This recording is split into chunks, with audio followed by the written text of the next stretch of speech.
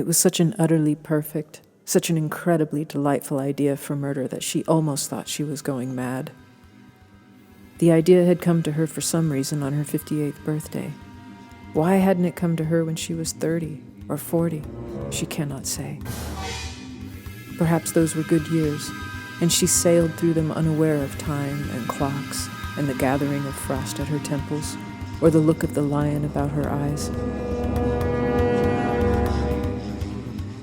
Anyway, on her 58th birthday, she thought, I will arise and go now and kill Frances. Frances, I cried. Who is she? 46 years later, kill her? For what?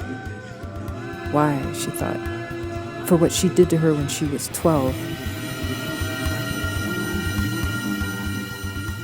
To kill Frances. Why? Because. Remember how she hit my arm? Bruises. I was covered with bruises, both arms, dark blue, mottled black, strange, yellow bruises. Hit and run, that was Frances, hit and run. And yet, you loved her? Yes, as girls love girls when girls are 8, 10, 12, and the world is innocent, and girls are evil beyond evil because they know what they do, but do it anyway. So on some secret level, she had to be hurt. The dear, fine friends needed each other. Her scars were the emblem and symbol of their love.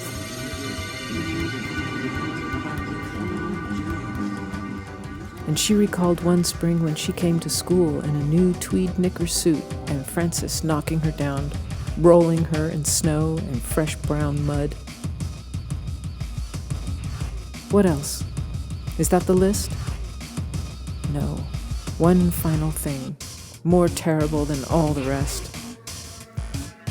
In all the years you went to Frances's house to toss up small bits of gravel on her 4th of July's 6 a.m, fresh, dewy window, or to call her forth for the arrival of dawn circuses in the cold, fresh, blue railroad stations in late June or late August. In all those years, never once did Frances run to her house. Never once in all the years did she or anyone else prove their friendship by coming by. The door never knocked. The window of her bedroom never faintly clattered and belled with a high-tossed confetti of small dusts and rocks. And yet she always knew that the day she stopped going to Frances's house, calling up in the morning, that would be the day their friendship ended. She tested it once. She stayed away for a whole week. Frances never called. It was as if she had died. No one came to her funeral.